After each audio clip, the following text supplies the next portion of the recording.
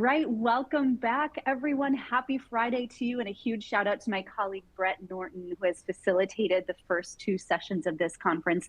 My name is Lindsay Brown. I'm part of the Beyond Clean team, and I am so excited to be spending the rest of my Friday with you all. Some important CE updates. I hope this isn't news to you, as I know Brett's probably covered it, but we are listening to the feedback that you're giving us.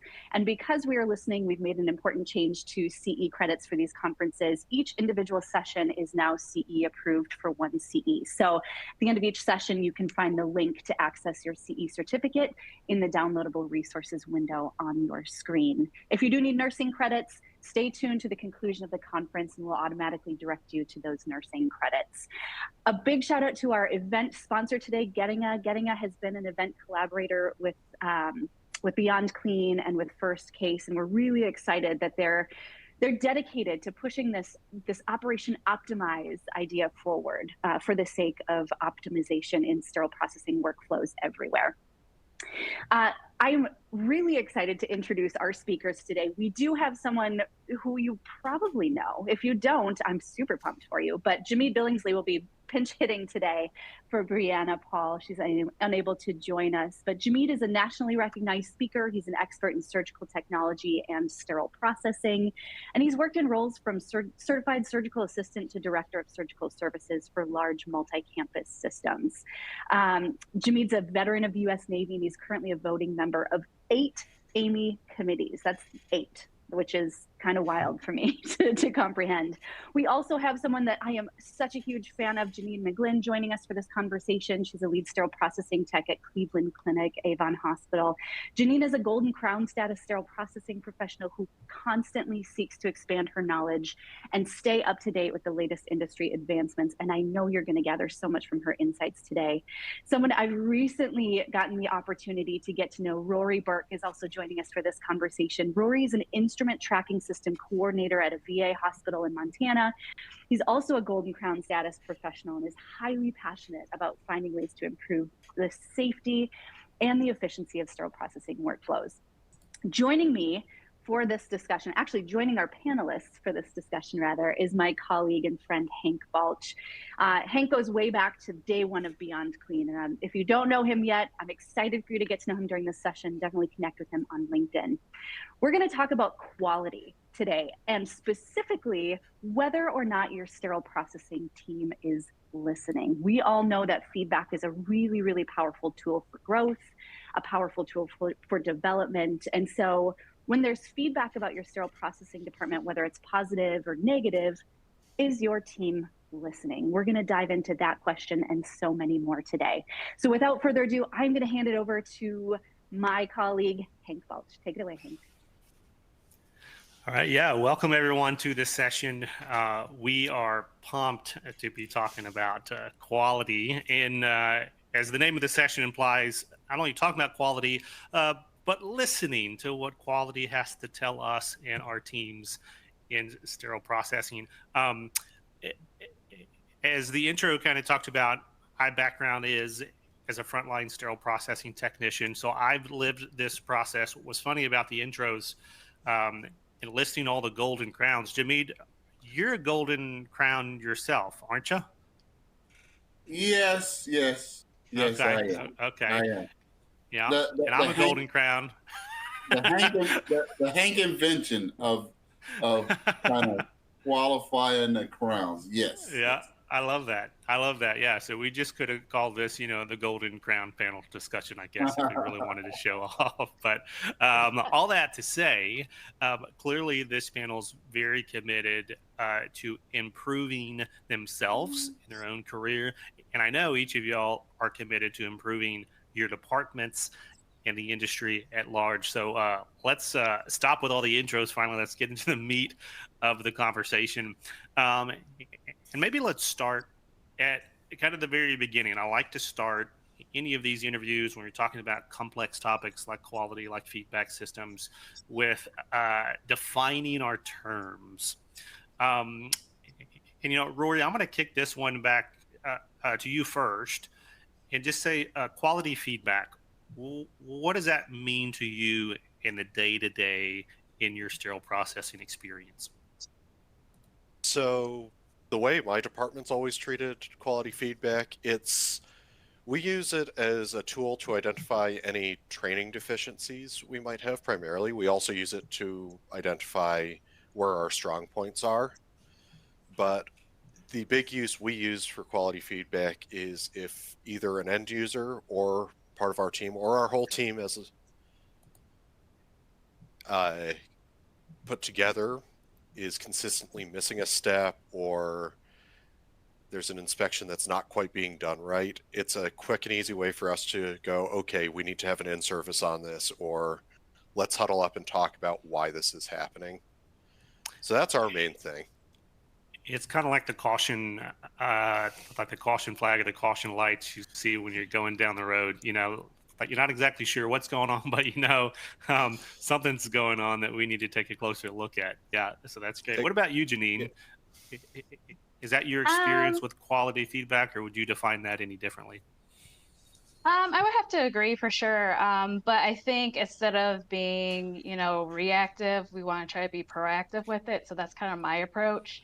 I try to keep my eyes open to see if I see anything that might cause a problem, and then see if it actually does cause a problem. Then we know, okay, well, we need to focus on this. Something needs to change, and really provide that education, the training, and support for the team to let them know we have your back. It's not your fault. Let's work through it. Let's, make our team better. Right. So, Jameed, maybe for your question, let's slice up this term. Because we're using two words that are kind of have a lot of different meanings depending on who you're talking to. So in the context of sterile processing, how would you define quality? Let's start with that. So it's simple. Quality is a measure of if the products that you deliver meet your customers' expectations. And so that's a simple definition of quality. And expand on it further, here's the thing: as a surgical assistant and surg tech, sterile processing techs can quality inspect trays much better than that group, right? So if you can get a quality culture going that includes quality feedback and documentation, you are going to exceed those expectations, because I can promise you, when I'm scrubbing, when I'm surgical, when I'm assisting, I'm not looking for all the details that a sterile processing tech working in a quality department is. So we have to take advantage of that. So that's really, to me, quality is simple, but then the benefit of changing to a quality culture, which includes giving that right in the now feedback, it can put you ahead of your customer expectations. So you already use that term culture, and anybody who knows me knows I'm addicted to culture, creating culture, cultivating culture. If we need a culture shift in our departments many times, even outside of this quality discussion. So we're going to be talking about quality culture before we get done with this session. Let me just say. So what about the feedback piece, Jimmy? Like, what does that mean to you? Like, what comes to mind when you hear that word? So Janine touched on it. There's two ways to look at the data: to aggregate it to see if there's a problem with the product. Is it a problem with the recipe card that we call a count sheet? Is it a problem with the actual product? Is the product overweight? Is it too much stuff in there? Too much metal mass? So that can get you to get that information. But I'm going to take a little spin on feedback that I learned from not doing it my way, right? Because if you can get data, but if it takes you to the end of the month to ask Rory, hey, remember it on July 3rd when you did a minor tray? It was, and Rory is like, sure, kinda. So I think the feedback part is, we know what feedback is talking to the team members to ascertain why they missed that step. But as important as the feedback part is how quickly you can get that feedback. And so when you're saying, okay, we're going to do our quality meetings, me, the manager, or me, the educator, or me, the team lead, is going to meet with the whole shift at one time to go over their quality things. now you're starting to lose that opportunity for the feedback because you're talking about stuff that happened way in the past, or you're talking about 10 different things that are of various impact to the patient. Some of them have no impact to the patient, some of them, and so you just went over 10 things, and then two things that were kind of my fault and kind of not my fault, and some of your fault. So I think it's important to, as important as being able to give the feedback, is the timing of the feedback, and especially kind of categorizing which one of the things are worth the feedback. Okay. Yeah, the timing piece I think is hugely critical, as you mentioned, and well, let's spend some time. I don't want to kick everything back to the end of the conversation because you're bringing up some great points, so we might as well just talk about it now. It's that time function. So Rory, I know before we got online here, before we went live, we were talking about that you have a program and a process that you use in your department. It helps to capture and to facilitate a lot of this quality feedback. What about that time piece that Jameed mentioned? Have you thought about that concept before, and how does that kind of fit into your current process in your department? Yeah, we have discussed the timepiece, but just before I answer that, I do quickly just have to avoid any trouble, do have to say before I start talking about my processes, my answers are my answers alone. I'm not representing my Veterans Medical Center, the VA, or the federal government in any way when I'm talking about this. This is just my personal perspective on it. Okay. But thank you. Yeah, but in terms of the time frame, the way we've got it set up, thankfully we're not going monthly. There's my lead tech, myself is the system coordinator, and my supervisor. Throughout every week, we'll be pulling the reports from our instrument tracking system because it has a direct quality feedback module that we've provided training to all our staff to do. Throughout the week, we're checking to see if anybody's put in any feedback reports so that we can get more information from the person who put it in while it's still fresh in their mind. And if it's regarding a specific staff member, we can talk directly to them, or if it's an overall problem, we can talk to whatever department seems to be having that issue ASAP before it becomes just a completely ground-in procedural problem where it's habit for them, so they don't even think about the fact that they're doing it wrong even after we've provided training. Yeah, you bring up a really important piece of this time function, because when Jameed was kind of describing it, I was originally thinking, hey, we need to get this feedback to the staff quickly. That way they can connect the feedback to their experience or their memories of, processing the tray or taking the phone call or, picking the case.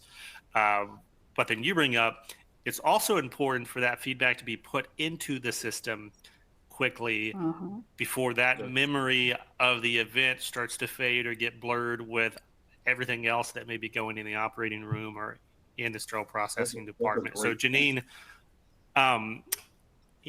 in your answer, in your first answer around the quality feedback, you made an interesting comment that I agree with, but I kind of want you to flesh it out a little bit here around reactive and proactive quality feedback. And I know everyone on this panel is a believer in both, but if you've never, as a sterile processing technician or educator or manager, if you've never really thought about the differences between the two, let's just spend a couple of minutes now and kind of flesh that out. So in describing, and again, I want to just state my opinion out front, we need both. It's not an either or. It's a complementary. And historically speaking, though, we've typically in sterile processing, for folks who haven't really begun to dug into this process, we rely primarily on that reactive piece. So what is that piece? What does that kind of look like, Janine? And then we'll kind of go into what's the proactive counterpart to that. Yeah, so, you have an error. They have to cancel the case.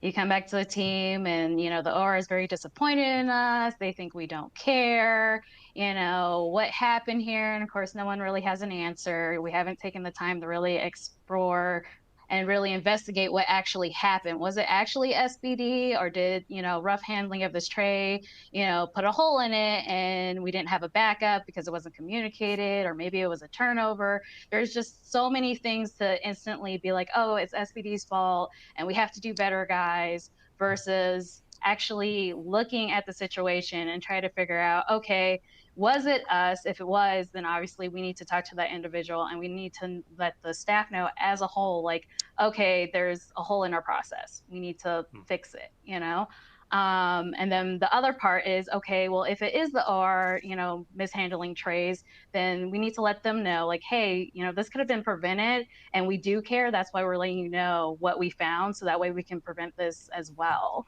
So it's really just, getting that information and not just pointing fingers and blaming, the OR versus us, or, that tech is always messing up. So we're not going to pull that tray just because we know that tech always messes up. Right. Yeah. And what had the true experience, right? Like when you mentioned that, hey, like we're not going to pull that trick. Like that's not hypothetical. This is happening in hospitals all around the country. In terms of the commentary on our industry and our departments, I mean, what a sad commentary that OR folks would see any individual's tray in our department and say, I don't trust that tray enough for my patients that I'm just not going to pick that tray. And I'm going to leave it on the shelf, evidently, for someone else to pick for someone else's patient, but they don't want to pick it in their case. And so there's just so many things culturally wrong with that. It's not just on the OR side, right? Because I haven't even let you answer the proactive piece, which we're going to get to here next, but it's an SPD. It's an SPD reality too, of how do we let our teams and our processes get to that point. There's so much quality concern about individuals outside of the department that now we've got our customers picking and choosing trays. I mean, it should not be that way, but you're right. A lot of scenarios and a lot of departments out there are struggling through that right now. So that's a reactive side. And I'm going to give you a chance before I go around the horn to the other guys to talk about this proactive addition to that quality feedback. So what is proactive quality in your scenario, Janine? What does that mean? What does that look like? Really, looking at our processes and asking the staff, like, is this really working out like we think it works out? Because, me being in a lead role, I'm not actively doing trays like I once was. So, we might have an instrument that needs to be open. I haven't seen it. I haven't worked with it specifically. The staff has. We're having issues with it. And if nobody speaks up and says, hey, this is a problem, maybe we need to use the ultrasonic more. Just really getting that feedback and talking to them and actually taking the steps to be active, to look and say, okay, well, let's actually look at this process. Let's do something about it before it becomes a problem. So I think that's really important. And we kind of miss that step. Some staff members don't feel like they can, voice their opinion, that we're just going to shoot it down. And I feel like as leadership, we should be open to listen and try it out. And if it doesn't work, cool, let's try something else, anything to really support the team, because we can't grow, we can't support each other, we can't keep building our department if we can't support each other. You're not going to let me continue to push the culture piece any further, are you? You're going to make me get into culture, which that's fine. You're twisting my arm, right? But Jameed, let me throw this culture piece to you, because Janine brings up critical part here about technicians that don't feel like they can speak up about the process. And this whole session is quality talks. So if you're afraid to speak up, you're not getting any quality feedback from the front lines to your leadership, to your educators. And if they're not talking, then the rest of the team can't be listening, because then they're not hearing what the quality concerns are in decontam, or what the quality concerns are about the new trays that she mentioned. So how does that happen, number one, Jameed? How do we end up with techs that just feel like they can't speak up? And then number two, how do you start addressing that piece, and give us kind of entry-level insights, because I know that's a whole 1 hour conversation by itself. It is. So without taking the rest of the 8 hours of the day, I'll say a couple simple things that I learned from my own mistakes. One, is the quality information that you're harvesting and reporting to your staff? So a lot of times we're reporting quality information to our customers, but it doesn't resonate with our staff. So it's like they feel like quality is something happening to them instead of something that they're a part of, right? Then the second part is something that Rory mentioned. We should be doing our own quality stuff, right? Well, I need 5 more FTEs to get my proactive quality program going. And that may be true. But if you got 20 people and you say, hey, before you get started, whether you're working in decon, case pulling, whatever, I need you to grab one tray, and it's got to be one of the trays off the list. Because if you don't make a list, you'll get a bunch of quality, proactive quality reports on minor trays. But then they start feeling, now you're getting a culture, because everybody feels like if we do one tray per week, that doesn't sound like a lot. But if you have 20 people, all of a sudden now you have 80 proactive quality reports in a month. And then you say, oh, we did good. We could do 2. So now you got 160. And then it's targeted on the trays that you do it. The final step is when your quality, there is amnesty for any proactive quality check. So if you find a foot in a tray proactively, true, that Jameed is not out of here and fired. Where did you get the foot from, serial killer? But it's free. It's free. It's no negativity, but also included in your quality reporting is give them a chance to give the feedback of what they think went wrong, right? So it's like, yes, we have bioburden on this thing. Any comments? And if the comment is like, yeah, they keep sending bone cement down with the thing, that is a trend. That is data. Or, yeah, we don't have enough people in decon. That is a trend. We don't have enough ultrasonics to put this stuff. Janine mentioned, oh, we need to put more stuff through the ultrasonic. That's a great part of the solution. But if you only have one ultrasonic and you have robots, when are you going to get it in there? So you can start using that quality data, and then now the team, because then when you get another ultrasonic and you say, guys, you did this, because they're not going to do it just because complaining, whiny Hank and Jameed keep going to the C-suite saying we need to do it. But now we have data. And now we have all these proactive things that we stopped before we got to the patient. But now we have data that shows, and now the team is like, yeah, we got the ultrasonic. So it becomes a win-win using that quality so that the team can start realizing maybe one person in the busiest time in decon is not the best thing. So when you have that quality culture and they say, hey, Janine, can you go back and help Rory in decon? She knows we just had our quality huddle and we said, hey, we're not getting enough stuff in the ultrasonic. So when we get backed up, these are the kind of wins that you can get from that proactive. To me, proactive QAs are really, really, really going to it's like a hack to optimize your performance. The more proactive QAs you do, the less that they will catch. My premise that I talked about at the beginning, I promise you, sterile processing techs find errors at a higher rate than your customers. So if you can ramp up the proactive, specifically on the things that you're struggling with, you can eliminate it. I have had trays that they said, we don't want to pull this tray. I don't care whose name is on it, because you guys can't move that tray. Our quality program allowed us to look, hey, let's put some more information on the count sheet, because this is a problem all the time.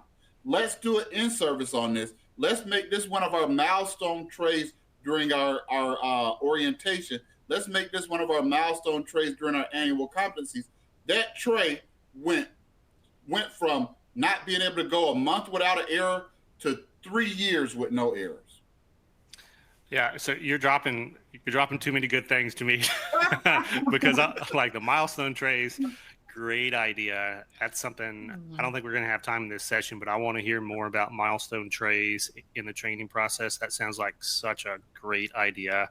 The concept of amnesty for this proactive quality step, totally on board. That's kind of the model that we use as well. If we catch it before it gets to the customer, it's not an error. it's a good catch, right? And yeah, Mhm. the concept about deploying your staff out there to capture those trays from that list, number one, that gets them physically involved in the capture of quality information. And then obviously, because they're involved in capturing that, then they can be involved in the feedback portion of getting that information back to leadership, back to the educator, even in servicing their teammates. So wonderful stuff there.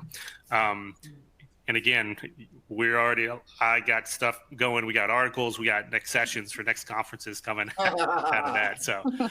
So Rory, one of the things that I don't want to put you as a speaker on behalf of any particular system out there, but I've always been impressed in my conversations at government facilities with their approach to quality checks.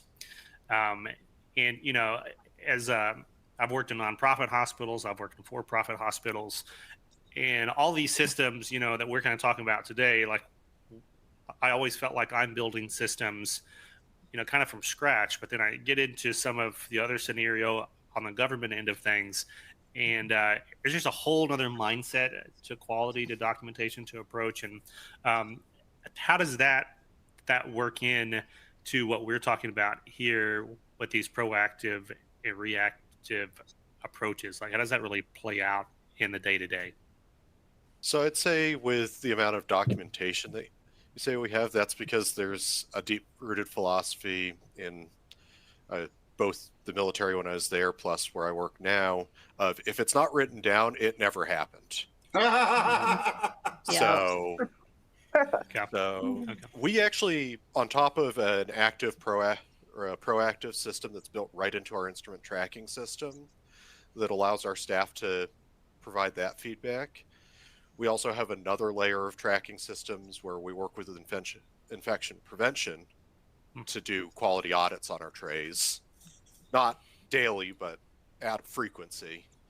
So all of that, like our staff feedback, that's very much a proactive, and my own supervisor has preached that if it doesn't leave the department, it didn't happen sort of philosophy of there's no need for any retribution or any consequences if we catch our own errors. But so Rory, let me ask you on the piece too, because we talked a little bit about this for Janine and from Jameed on that culture of confidence to speak up. Because again, this session isn't just about, hey, we're getting quality feedback out here somewhere and we're bringing it back to the staff. It's also creating a staff, encouraging and equipping our frontline technicians to feel confident in their professionalism, in their opinions, and their experiences, that what they're seeing out there matters to the process, to optimizing to workflow, to training other people, even outside themselves. What's your experience been in the context of your quality feedback program on encouraging that confidence in your team members? Like, do you feel like you've been successful with that? Have you learned any lessons along the way? Anything you want to share on that? In terms of encouraging the staff, I don't know if the program itself has had any effect. Our big things for encouraging them to speak up is we have daily huddles where it's an open discussion of anything you've noticed or anything we need to be aware of. We also, our lead techs are strongly encouraged to make sure that people are comfortable coming to them one-to-one. If they don't feel comfortable in that huddle, they should at least have a lead tech they feel comfortable coming up to saying, hey, I've noticed this, so that we can we'll go straight to the IFU for the instrument, see if we've missed something or they updated the IFU and we're using old processes.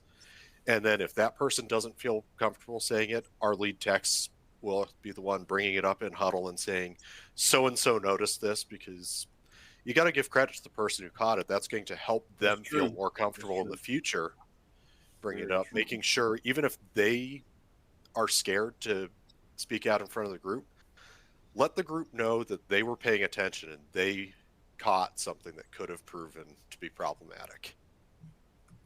Yeah, that approach to recognition, I guess, is a word you use, but you're right. That's directly tied to confidence, because that doesn't have to happen too many times to you as an individual or to you as a coworker to see, oh, you get praise if Mhm. you do the, and like humans, we all like praise, right? Everybody wants to feel like we're doing our job well and that other people are noticing. That's just innate in us. And when you're tying it specifically to this quality feedback program, I think that is a very important takeaway. And I love what you said about the huddles and just realizing not everyone is built to be comfortable speaking up at a huddle.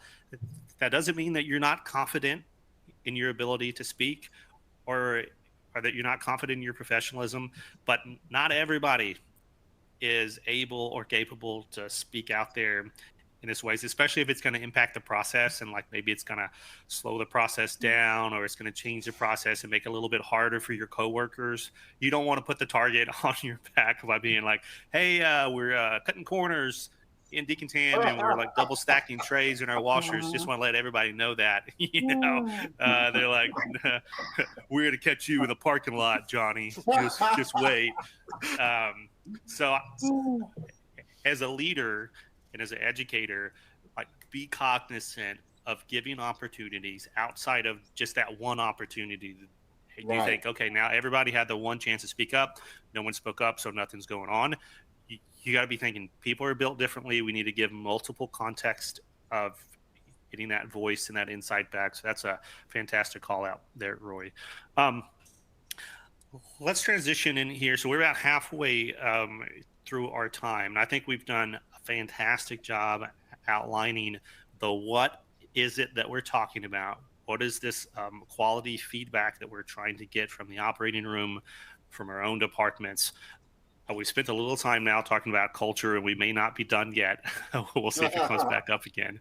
And then we've talked about various things like the time implications in getting this feedback in and getting it back out to the team. But I want to take a couple of questions here that we're getting from the audience. And I love scrolling down on these live panels to just see how many different hospitals and how many different names, like people that I've never ever met in my life, tuning in from all over the country and all over the globe, and learning as we're learning about these concepts, right? Because we're each giving each other all kinds of little nuggets of gold and gem that we just never had considered in our own departments, in our own careers. And then we got tons of people that are doing this at the same time. But we got some questions here that I want to throw out to y'all. So going back here, we had a question about rep trays on shelves, right? So we're getting like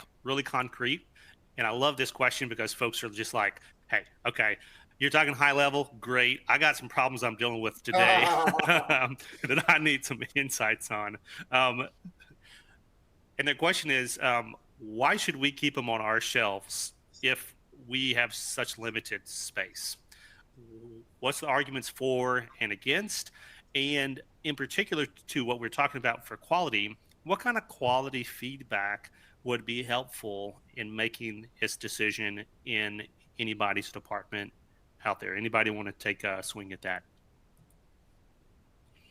Go ahead, Jimmy. I can, because this is one of my pet peeves a bit. As an OR person, I totally understand the need to have backups for the trays and that kind of stuff. But also, as a data person and a science person, I can easily separate the difference between backup and then our facility being used as a storage spot. And so this is why it is so critical for you to control all the inventory that's inside your house, whether you own it or not. Because two things. One, I want to run a report to see when the last time this tray was popped. But also, I want the rep to know if you're restocking or inventorying, let my team know, because we have a scan that's going to say restocking and inventory, so we won't get food into thinking, well, they did use that last month. They didn't. They didn't. It has never been on a case cart. Again, that's why scanning to case carts, scanning to every location so that you can say, this tray hasn't been used in 4 years, so it's not a backup to anything. So that's where you get that data. And then when you have that quality culture going, you can say, all right, today we're going to QA the vendor trays on the shelf. Because when you're QA, and it's not just about the tray, it can be about the processes, it can be about sterile storage, decon. Don't just limit your brain's QA into specific trays. Open up your whole process to QA, because your team has some amazing ideas in their back pocket that they can find. So you're going to QA the trays on the shelf and see which ones have outdates, which one of them have faded tape. And so then you can use data to say, listen, this is it being used, so we're going to have to remove it from our main shelf. We actually have some space in the warehouse or far away from here that we can put it. And a lot of times they'll go for that, thereby telling you that that's not for a case, it's for storage, right? So you just have to control your space, and then you can harvest the data, and you can QA that data to say, here's the report of trays that haven't been used. Let's look at these and see if this is true, because sometimes we miss scans and what have you. But that can be another quality feedback that you can give to some of your other internal customers, which are your vendor reps. And when you have data, if you're talking to them, they're like, no, Dr. Johnson said have that in here. But if you have the data in your hand, or data in your hand, is it data? Anyway, but if you it's have whatever you want, it's pretty hard to dispute. So that's where data can help you with that quality feedback, even to groups like vendor reps. Yep.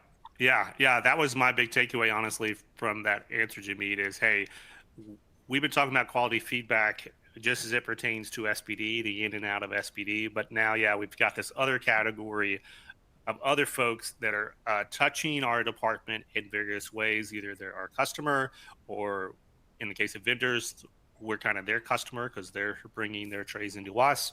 And that feedback, that sort of feedback cuts both ways. That's a terrific answer there. Anybody else want to add anything on that? We got a couple more questions I want to get through here. No. Okay. All right. So Janine, I'm going to throw this next one to you first. We'll see if you got an answer. If not, you can throw it to one of the other guys here. What do you do when management tells you that you you talk too much, stop talking, get back to decontam, but you've got pressure from management and you got coworkers that are making it hard for you to stay focused at the task at hand? Maybe there's competing pressures that are pulling you out of decontam, especially in these smaller departments, right, where you got the phone ringing and you're in full PPE, and it's like, who's going to answer the phone, or who's going to answer the door, or who's going to do that turnover that now you got through decontam, but now it needs to be assembled into the sterilizer. But then you've got leadership. It sounds like this question is kind of like the leadership doesn't really understand the competing pressures, and they're just wanting you to accomplish the goal at hand. Like, how do you kind of navigate that situation? That's a really good question. I think first, really looking at the things that you have to get done, and is this really important, or do I just personally think it's important, so I'm going to go ahead and do that instead of my actual assignment. Making a checklist and just kind of going through it real quick. And, if you get to that point that it really is leadership pressuring you, tell them to come, hey, be with me for this day, see what I'm doing, see why I'm stepping out, because you might think something takes, a second to answer the phone, but really it's, I have to go answer the phone. I have to figure out what they're talking about. I don't have that information. So now I got to figure out the information and then get back to the phone. And then maybe I have to go to that department, but I have nobody else to go to the department. So I'm going to go to the department. But if they're actually there side by side with you and actually seeing what you're doing, they'll understand a lot better. And then another suggestion is write down what you're doing for your entire day, and show them, because like we said, if you don't have paperwork, if you don't have anything to kind of, prove what you're doing, it didn't happen. So those are my suggestions. Yeah, I love that. And it goes to, you mentioned the assignment area, and I didn't necessarily call that out in the question, but that's a good note here that part of the optimized process, And one of the biggest challenges from anyone who's been on the leadership side is, how do I make this schedule? I've got, 6 people tonight. I've got 12 people tonight. I got 100 cases. I got 3 calls out, like 3 call outs. I've got, at the time, all these trays coming out to make sure we have enough people to process and get them into the autoclaves. Also need to get all the cases picked as quickly as we can so we can get the missing list together. It's a scramble of, Tetris, Jenga, whatever kind of name you want to call it game-wise, to try to make this thing not fall over. And it's easy as a technician to lose sight of how hard managing that assignment is. But you called out a very important point, Janine, that I want to highlight is still nobody knows what's really going on the front lines like the technician that's in decontam. Nobody really knows how busy it is tonight. Like maybe the caseload is not reflecting it. Like maybe these case cards have come down much later than they usually do. Or like maybe one of your sinks isn't working. One of your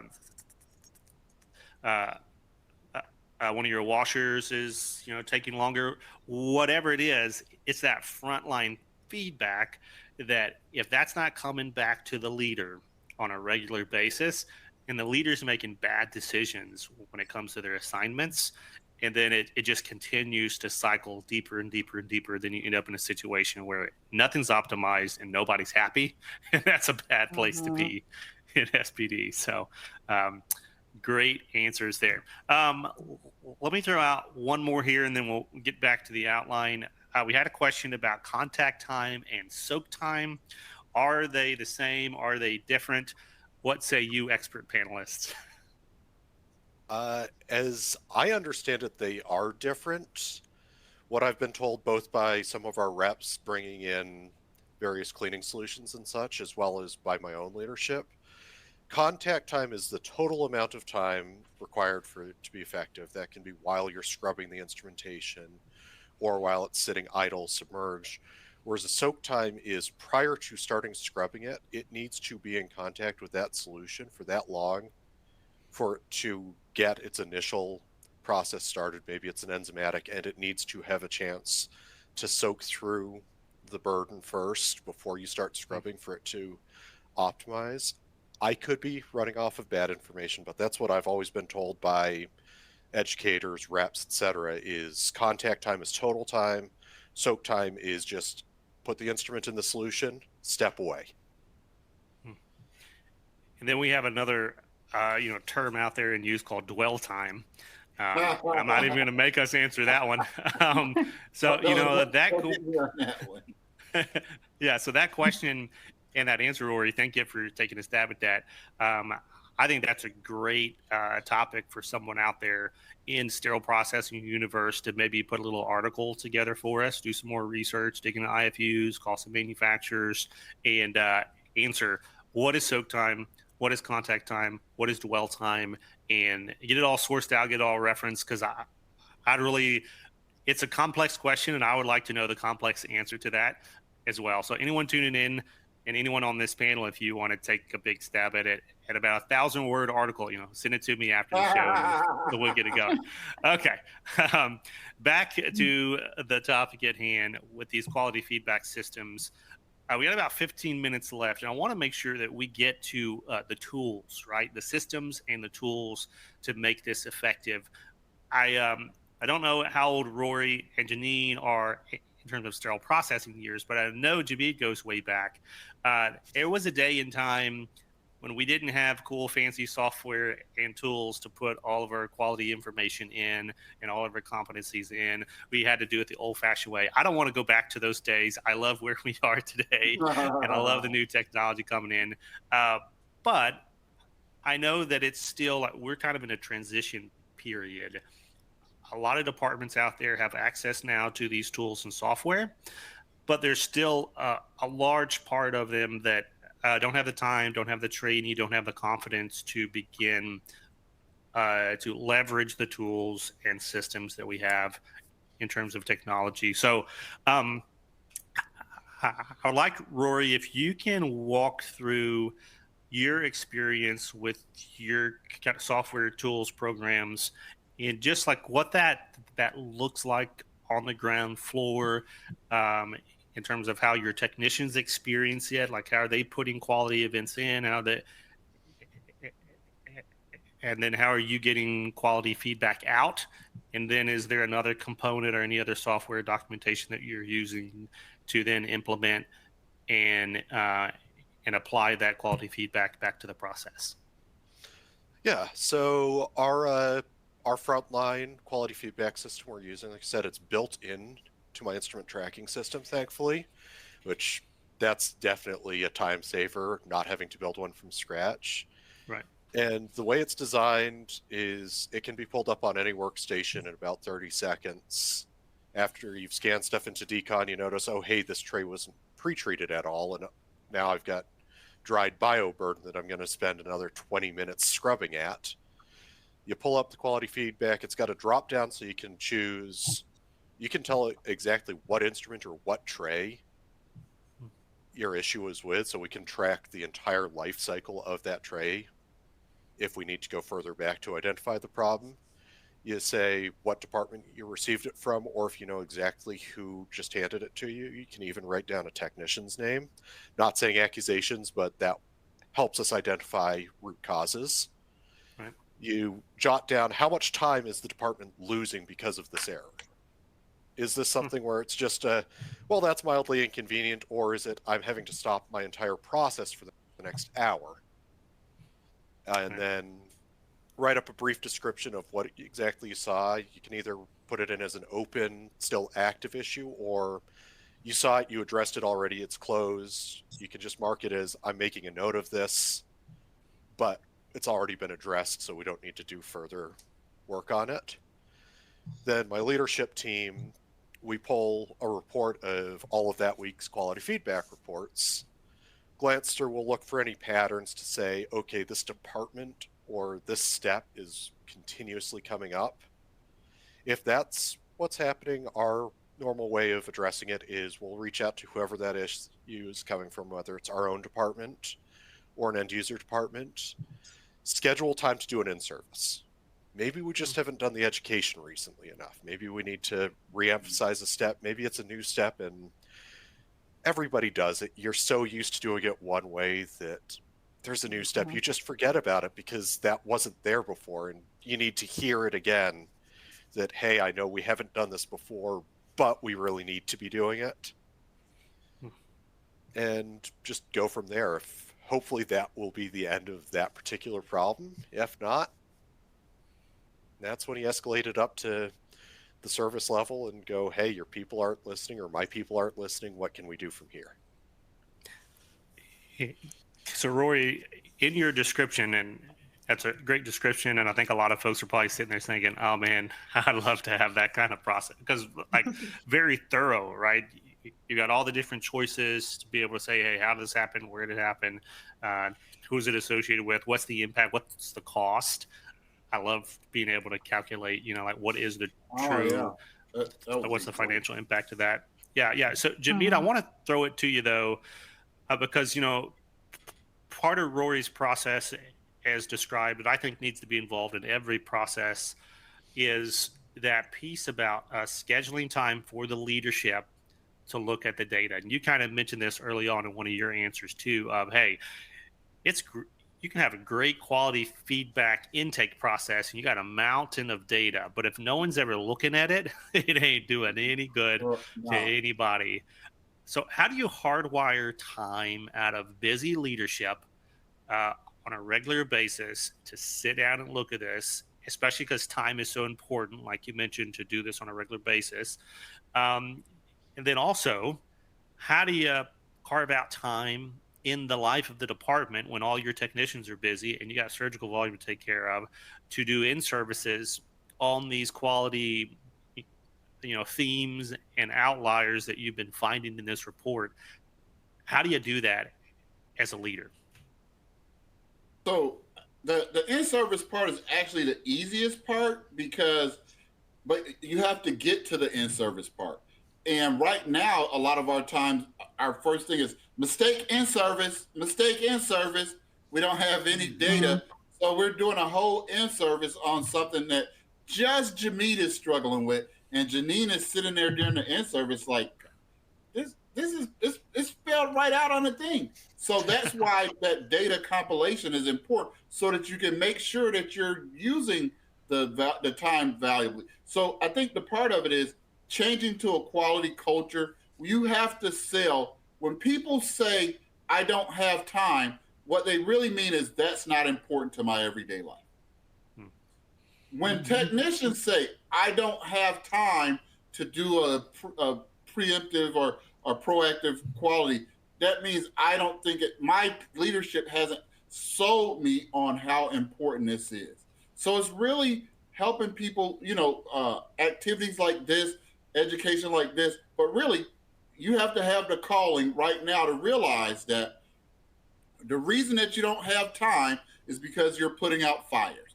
The reason you're putting out fires is because you never take time to review the quality data or even start a quality culture. And so I'm too busy putting out fires. I'm going to be perpetually busy putting out fires because I don't have any mechanism in place to help me with that process. So the sales job is leaders. This is the key to grabbing time back. Because if you're running around, I got to go to room 17. They said something is wrong in decon, but you never have any data that says, here's what actually happened. Think about, Hank, when you're a leader, how much time you spent chasing rumors only to figure out that this wasn't even that big of an issue.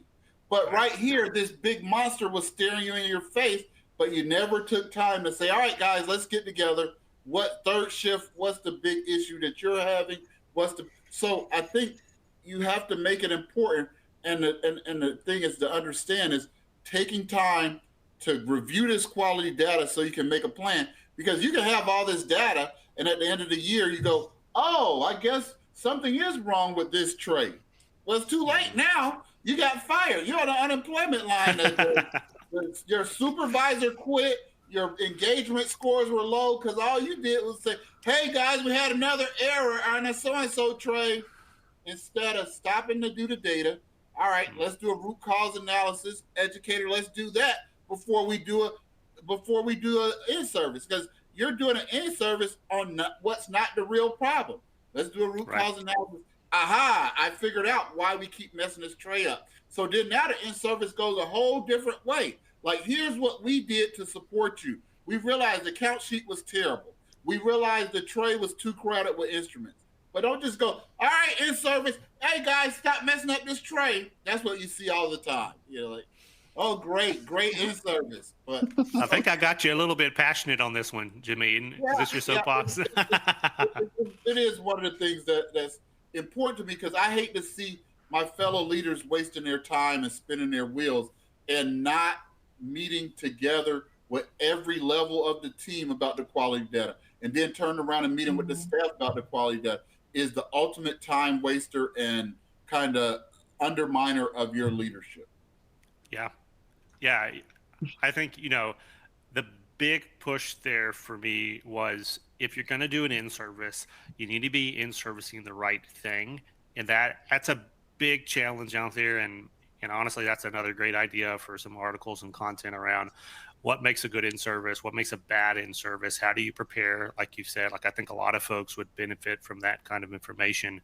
And the only thing that I'll add to that time piece, and this is actually just this morning, I think Sean Weir posted on LinkedIn about the length of meetings, right? So like 30-minute meetings, 1-hour meetings, especially like educators, managers, directors, like your schedule just gets filled up with all these meetings. You got all this time. Well, then how do you have time to do everything that Jameed was just talking about? Well, I'm not going to answer that question, but I want to answer a question that Jameed brought up, which is as important as it is to make time to do these things. I want to really challenge leaders and educators in particular to make the most use of the time that you have when you're in servicing. So don't take 30 minutes to talk about something that you can talk about at 10 minutes and then get your people back to work, because all those technicians, what they're doing for that 30 minutes, they're looking over their shoulders thinking like, there was another case cart. Oh, there goes another case card, and it's just getting bigger, right? Like they're hearing all the alarms and everything going off. They're thinking, I clocked in, I want to get to work, and yeah, what's happening in front of me is important, but let's get in, let's get in out, and then let's get them back to the front lines. And I think everyone values that. If you value their time and you just really make that an efficient in service, it's gonna help everyone be a lot happier. Okay. Janine, I'm going to give you the final word here, and this is a very important concept and question here to wrap us up, and it's the idea of closing the feedback loop. We've talked about culture, we talked about process, we talked about data, we just now talked about, the in-servicing piece. And, let's maybe speak from the individual level. Say that you were involved in a quality event. Maybe it was your tray that was missing an indicator, or maybe it was your tray that didn't remove the removable inserts from the cardiovascular, clamps. You've kind of stood there and you've had the in-service, presented, maybe all the data is there and everything else. Is there anything else, in your opinion, that should be done to close that loop? Or are there any errors that you've seen maybe in your career or other folks that have just closed the loop poorly or not closed the loop at all when it comes to these kind of say, like, how do you wrap it up at the individual level, then also at that department level, so then you can all move forward together? Yeah, so I think, it's my fault. I did it. Really reflecting and seeing, was I answering a phone? Did I have to keep stopping what I was doing? Did I not make my double check? I know personally, I've had that happen to me. I forget my indicators, and, I had to come up with the process of, okay, I'm emptying everything out of my tray. I'm checking my tray. And then the first thing I put in there are my indicators, right? And then I work through my count sheet, and then I finish everything off. And then, I get my container and I put my tray in the container and I check my filters, do all that. And the last thing I'm going to check is to make sure I have my indicators in that tray. But when that process gets stopped because, you go to do something, you think, oh yeah, I got everything. Everything's good, and maybe I pulled out an instrument that I need to replace. And I forgot that I never actually went to get that instrument. So now my count's off. So it's really, realizing that that's a flaw in my process, that I need to actually stop and start over, make sure I have everything, and then complete everything completely. So me as a person, okay, I know this is an error for me, looking at that and being able to express that, because maybe somebody else is doing the same thing. They get pulled away, they're not thinking about it, because, we all make mistakes. Things happen. We're all busy, especially, you're short staffed, we're all stopping and starting. So for me as an individual, that would be my first thing. Leadership, I would say, really talking to that individual and asking them, why do you think this happened? Kind of walk me through it, and maybe I can identify, like, oh, you stopped here, but did you pick up where you left off, or did you start from the beginning? And we could kind of work through that. So I have like one technician, he makes a lot of mistakes, but he's on third shift, he's by himself, he's doing everything. Everything, right. Answering the phone, emptying the washers, running the tests for the next day, making sure our loaners are on the shelves and everything. He's constantly stopping and starting. So, he sets an alarm for everything. He sets an alarm for everything. If he starts a tray, he stops. He'll do what he has to do. And now he's gotten to the point of, okay, let me start over because I didn't finish that tray before that first alarm went off. And, by the end of the day, he has 10, 20 alarms that he went off, but he stops to see if he completed his circle. And he has been doing phenomenal since we kind of worked through that together, but he didn't know. He didn't think about it that way. He's just, oh, I got to get it done. I have to get it done. I have to get it done. So, that's a success. And to be able to bring that to the whole department and say, hey, if you're making mistakes, stop and think about why you're making those mistakes, and, how can we help you, and work through that together. Yeah, that's a perfect wrap that brings us back to where we started, which is the engaging our frontline team to be confident and able to speak into why do you think this is happening, right? Even if it's not your error, if it's somebody else's error, why do all of us think is when things going on, and listening at the leadership level, but also listening at the technician level, because your experience might be different from someone across the room who says, I think this is why it's happening, but you'll be like, well, yeah, actually, I think this is why it's happening. Let's talk and then find agreement and next step, from that kind of collaboration. The other thing that really brought up, and I'm going to wrap it up with this, is the concept of humility. You didn't say it, but that's what you were talking about when you're talking about that technician coming back and owning its mistake. And in our industry, we're professionals, we don't really use that phrase humility very often, but I think it's very important at a core characteristic. If you want to be successful in SPD, I have seen tons of people fail because they're too prideful to hear feedback, to receive feedback, to change their process. They think they know what's going on. They think they know the process, and they don't need anybody's help for anything, especially even new students and technicians coming out. I can tell very quickly if someone's going to be successful based on how humble they are. So we're going to wrap this quality discussion talking about humility. And I just want to thank you all for being so humble with the lessons learned in your career, with the great insights that you shared today. And as everybody knows who tuned in, we prompted a lot of discussions that need to be continued, a lot of conversations that need to be dove into, a lot of articles that need to be written. So I'm excited to see what comes out of this quality discussion, because y'all were talking and I was listening and got little notes going on over here. So a great job again. And I'm going to turn it over here to our host. All right, everybody. Thank you, panelists, for joining us today. Your insights will live on and will impact so many people. And to Hank's point earlier, it is so fun to see how many people are tuning in worldwide. So many different facilities, so many different passionate people here to learn from all of you. So thank you so much for joining us today. Just a quick note, as you're used to from this event, your screen will transition you to the next session. So there's nothing that you need to do. Just keep your browser window open. I have gotten quite a few comments from some of you about the music that is being played between sessions.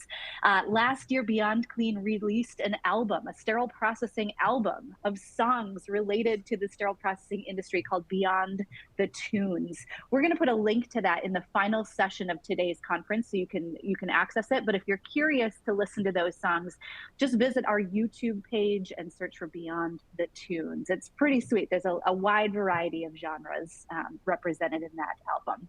I already went through some CE information. I'll certainly cover that in the next session. But in the meantime, take yourself a break, grab some water. Hydration is important.